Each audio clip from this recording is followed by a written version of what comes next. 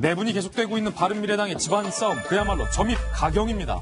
손학규 대표의 퇴진을 둘러싼 최고위 갈등이 점점 심화되면서 인신공격에 가까운 막말까지 나온 겁니다.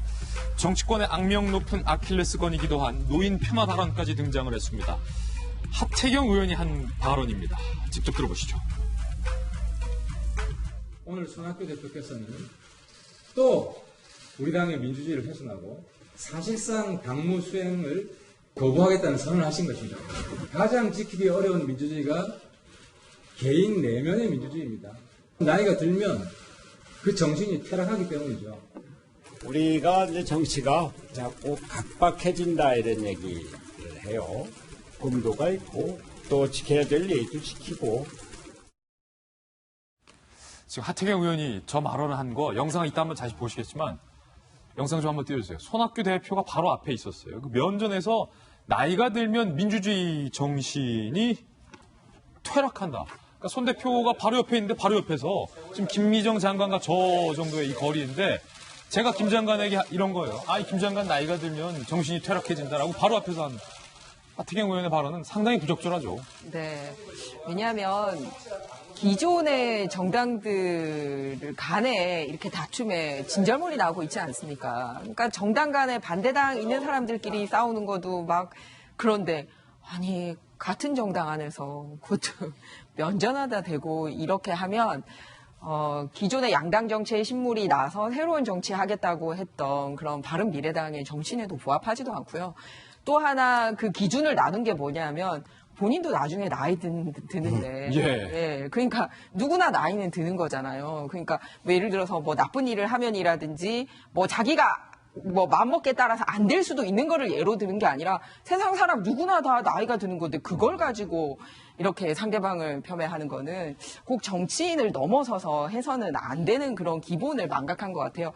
그러다 보니까 국민들이 어떻게 생각하냐면 바른미래당 뭐 때문에 저렇게 다툼이 있고 갈등이 있는지에 대한 그 내용에는 전혀 지금 인식을 못하고 있고요. 그 싸움 자체만 부각이 돼버리지 않습니까? 그러면 결국은 자기 당에 칼질하는 되는 거죠. 그래서 이런 식의 그 인격 모독적인 행위가 자기 당 내에서 있었다라는 게 굉장히 유감이고 정말 자정 노력이 필요한 것 같습니다. 예. 어저께 제가 일본 집권 자민당에 실험 방지 매뉴얼이 있다라고 말씀드렸는데 바른미래당도 한번 일독하시길 권해드립니다. 거기 방지 매뉴얼에 보면은 기사 제목으로 뽑혔을 때 논란이 되기 쉬운 5가지 사안에 대해서 주의하라 해서 4번째. 기사 제목으로 뽑혔을 때. 병이나 고령에 관한 발언이라고 딱 적혀 있습니다. 피해자와 약자를 배려해야 되는데 그걸 어기기 쉽다는 거죠. 이거 한번 꼭 좀 보시기 바라고요.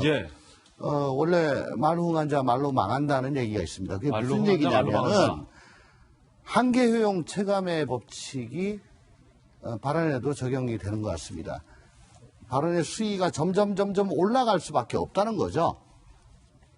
왜냐하면 독설은 그 다음 독설이 더 써야 되기 때문에 이게 인용할 수 있는 한계에 다다르는 순간, 그걸 넘어서는 순간 이제 말로 흥한 자는 말로 망하는 건데 이런 경우도 좀 나이 들면은 해가지고 노인 폄하가 돼버렸는데 예를 들어 뭐 권력을 잡으니까 사람이 바뀐다.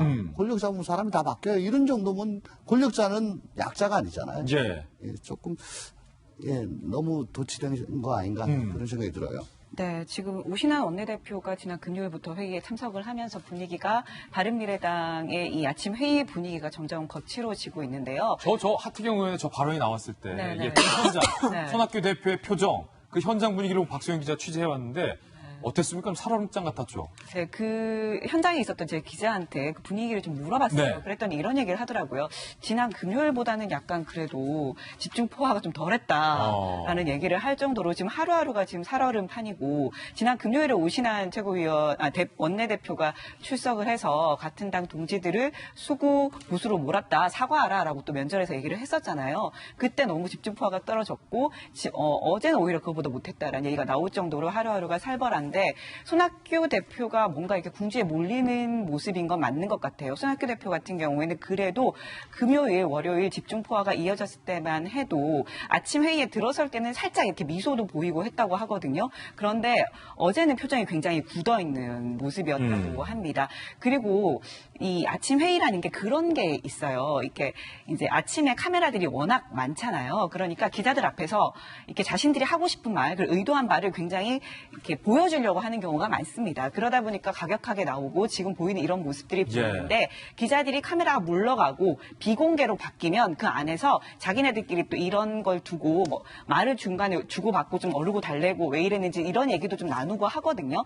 그런 과정에서 서로 풀리고 또 논의하고 이렇게 되는 건데 문제는 바른미래당 같은 경우에는 이렇게 공개된 모습을 보이고 난 후에 비공개 회의 모습이 한 10분 정도밖에 되지 않는다는 거예요. 그러니까 10분도 채 되지 않는다는 거는 그만큼 따로 얘기를 할 게 없다는 거죠. 서로 풀고 말고 할 것도 없다는 겁니다. 그만큼 사이가 굉장히 좋지가 않고 지금 상황이 악화되고 있기 때문에 앞으로 이 내용이 더 격화될 것이라는 전망까지 나올 수밖에 없는 아니, 겁니다. 나이 들면 정신 퇴락한다. 면전에서 당대표한테 아무리 당대표가 마음에 안 들어도 그런 바라 하면 그 옆에 최고위원이나 원내대표가 누가 한 명 따끔하게 혼을 내줘야 되는데 지금 보니까 그럴 만한 사람도 없는 건데. 강하게 제지가 필요하죠. 그리고 손학규 대표가 그렇게 나이가 들었는지도 잘 모르겠습니다. 아니, 정치권에서 48년생 정도로 알려져 있는데 손학규 대표의 정무적인 판단에 대한 이런 평가는 뒤로 하고 발언에 대한 부적절성은 많은 사람들이 얘기를 했던 것 같고요. 바른미래당의 핵심은 이 내용을 해결할 수 있는 사람이 없다는 데서 지금 비롯된 것 아니겠습니까? 낼 사람이 없다는 거예요. 독일에 계신 안철수 대표님 듣고 있으면 지금 빨리 비행기 티켓 끊고 돌아올 때가 된 것 같습니다. 이 문제를 해결할 수 있는 유일한 사람은 안철수 대표와 유승민 전 대표 두 분이 힘을 합쳐서 의기투합해서 바른정당과 국민의당을 통합해서 바른미래당을 만들어낸 것이고요. 손학규 대표는 나중에 합류한 상황인데 지금 현재 손학규 대표 측에서 늘 얘기하고 있는 건 내가 떠난다고 무슨 다른 대안이 있냐라고 얘기를 하고 있지 않습니까? 그래서 손학규 대표 체제가 희망이 없고 새로운 가능성이 있다라고 이 상황을 정리해 줄 수 있는 유일한 두 사람이 유승민 의원과 그리고 독일에 있는 안철수 전 대표거든요. 얼른 비행기표 끊고 돌아와서 문제 해결하지 않으면 이런 거 또 계속되지 않을까 생각이 됩니다. 이재명 의원도 지난번에 찌질하다 발언해가지고 사실은 파문을 일으켰었는데 이번에 하태경 의원 또 이런 발언했고 그다음에 이준석 최고위도 뭐 단식할 때 고량주를 먹었냐 안 먹었냐 이런 거 가지고 얘기를 계속 했잖아요. 그러니까 이런 식으로 계속하는 것은 매우 부적절한데 사실은 그게 지금 말씀하신 그 독일에 계신 안철수 전 대표나 유승민 의원하고 전혀 무관한 일이냐 또 그 부분에 대해서는 의심하는 분들이 있기 때문에 어떻게 될지 모르겠습니다.